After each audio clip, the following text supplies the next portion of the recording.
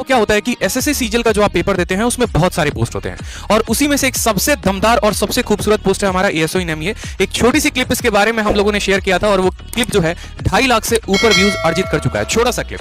तो जब एक छोटा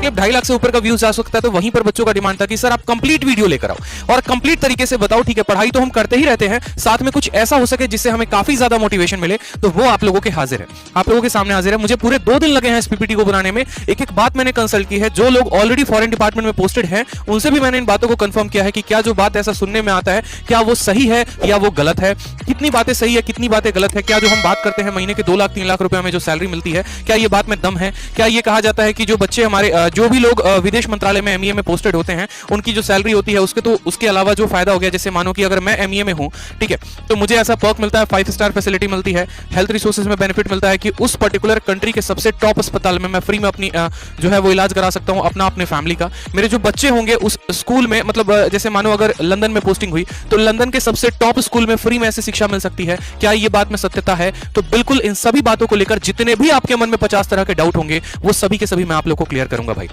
बहुत मेहनत की है मैंने आप सभी के लिए, तो आपका भी ये बात फर्ज बनता है कि तुरंत एक वीडियो को प्यारा सा लाइक कर दो, ठीक, और सब जगह पर शेयर कर दो भाई, ताकि ये जो बात है ना ये सब जाने और इससे सबका बेनिफिट हो सके। तो सबसे पहले जैसे कि यहां पर मैंने लिखा हुआ है एएसओ इन एमईए। एएसओ का फुल फॉर्म क्या होता है? Assistant section officer. और एमईए का फुल फॉर्म क्या होता है? मिनिस्ट्री ऑफ एक्सटर्नल अफेयर, यानी विदेश मंत्रालय। ठीक है, जैसे विदेश जो मंत्री थे हमारे पिछले सुषमा स्वराज थी जिनका निधन हो गया।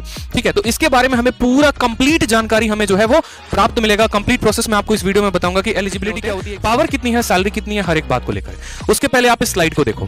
देखो भारत में अगर आप रहते हैं तो आपको भारत में 3 तरह के पासपोर्ट मिलते हैं। बहुतों को ये बात नहीं पता, ठीक है, उसके बारे में आपको बताता हूं। 3 तरह के पासपोर्ट कैसे? सबसे पहले हो गया नेवी ब्लू कलर का पासपोर्ट, फिर हो गया व्हाइट कलर का और फिर हो गया मरून कलर का। ठीक है, जो आम जनता होती है, जो आम नागरिक होते हैं, उन्हें मिलता है आपको नेवी ब्लू कलर का पासपोर्ट, जिसको हम कोड भी देते हैं नॉर्मल। ठीक है, पी फॉर पासपोर्ट, पब्लिक के लिए।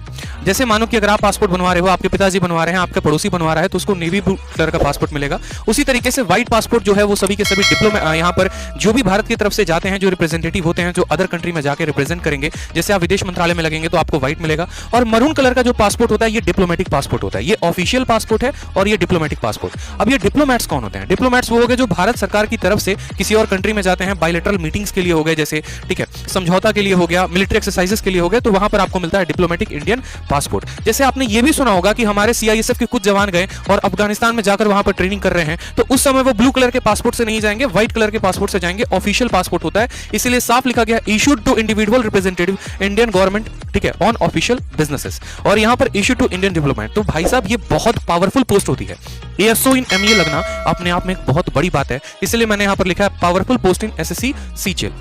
अब यहां पर बहुत सारी बातों को लेकर आपके मन में असमंजस होगा, कुछ क्वेश्चंस होंगे कि सर कौन सा एग्जाम हम क्वालिफाई करेंगे कि सर हम एएसओ इन एमईए लग सकते हैं, ठीक है, या विदेश मंत्रालय में हमारी एंट्री हो सकती है, पावर क्या क्या होगा सर, एलिजिबिलिटी कितनी होगी, उसके अलावा वर्क प्रोफाइल हो गया, ट्रेनिंग हो गया, सैलरी हो गया, सभी बातों पर एक एक पॉइंट में अच्छे तरीके से हम बात करेंगे। ठीक है, तो सबसे पहले बात करते हैं यहां पर एग्जाम को लेकर कि भाई 2 एग्जाम अगर आप देते हो, एक हो गया एसएससी का जिसमें सीजीएल का पेपर अगर आप दे रहे हैं, और दूसरा हो गया यूपीएससी का। अगर आप 2 पेपर को अच्छे तरीके से क्वालिफाई करते हैं, अच्छे नंबर लेकर आते हैं, सबसे जो टॉप कट ऑफ वाली पोस्ट होती है उनके थ्रू विदेश मंत्रालय में एंट्री ले सकते हैं। ठीक है, तो यहां पर हमारे 2 एग्जाम हो गए, वो गया एसएससी सीजीएल का और दूसरा हो गया हमारा यूपीएससी का।